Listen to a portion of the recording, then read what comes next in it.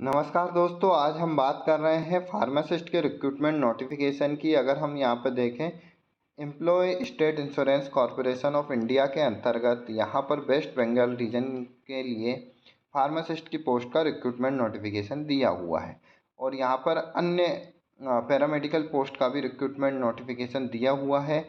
अगर हम यहाँ डिटेल में वैकेंसी देखें तो सीधे हम सीरियल नंबर पर यहाँ पर देखते हैं। फार्मासिस्ट एलोपैथिक के लिए यहाँ अनरिजर्व पोजीशन के लिए 3 वैकेंसी है, एससी के लिए 1 वैकेंसी है और एसटी के लिए यहाँ पर कोई वैकेंसी नहीं है, ओबीसी के 3, ईडब्ल्यूएस की 1, कुल 8 वैकेंसी के लिए यहाँ रिक्रूटमेंट नोटिफिकेशन दिया हुआ है। जबकि फार्मासिस्ट आयुर्वेद और फार्मासिस्ट होम्योपैथिक के लिए भी यहाँ पर वैकेंसी है।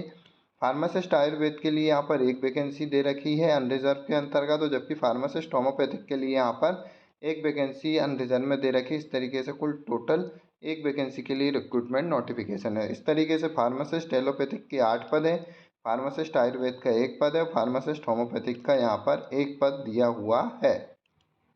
फार्मासिस्ट एलोपैथिक के लिए अगर हम सैलरी की बात करें तो लेवल 5 पे यहाँ पर रिक्रूटमेंट नोटिफिकेशन में देख सकते हैं पेमेंट, और एज लिमिट है जो 32 साल से ऊपर यहाँ पर नहीं होनी चाहिए, और रिलैक्सेबल रहेगा up to 37 year in case of government servant और एम्प्लॉय ऑफ ईएसआईसी के।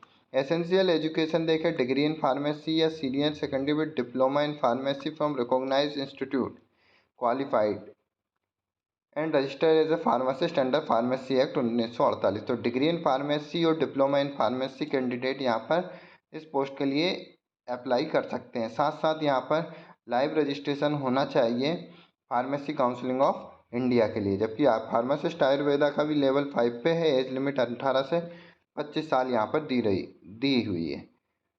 यहाँ पर जो एसेंशियल क्वालिफिकेशन है वो 12th class pass with science stream, physics, chemistry और बायोलॉजी, या bachelor of pharmacy in Ayurveda यहाँ पर होना चाहिए। Recognise institute with 1 year experience as a pharmacist Ayurveda from central government, state government recognise Ayurveda dispensary और हॉस्पिटल, या इसके अलावा डिप्लोमा इन आयुर्वेदिक फार्मेसी होना चाहिए। इसके साथ साथ 2 ईयर एक्सपीरियंस रिक्वायर्ड है। फार्मासिस्ट होम्योपैथिक के लिए भी पे लेवल यहाँ पर 5 पे ही रहेगा, एज लिमिट 18 से 25 साल है।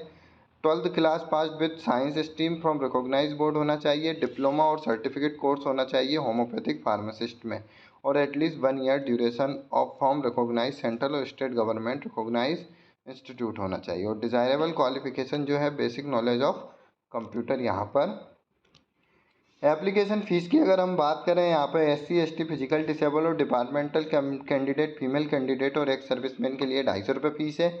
अदर कैटेगरी OBC और जनरल के लिए यहाँ पर 500 रुपये फ़ीस है। स्कीम ऑफ एग्जामिनेशन भी यहाँ पर बता रखा है। टेक्निकल प्रोफेशनल नॉलेज के लिए नंबर ऑफ क्वेश्चन 50 रहेंगे, 100 मार्क्स के लिए रहेंगे। जनरल अवेयरनेस के 10 क्वेश्चन 10 मार्क्स रहेंगे।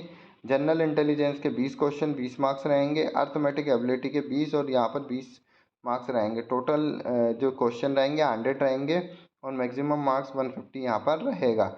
ड्यूरेशन यहाँ पर बता रखा है। टेक्निकल प्रोफेशनल नॉलेज के लिए 60 मिनट और अन्य क्वेश्चन के लिए यहाँ पर 60 मिनट। इस तरीके से 2 घंटे के लिए यहाँ पर पेपर रहेगा।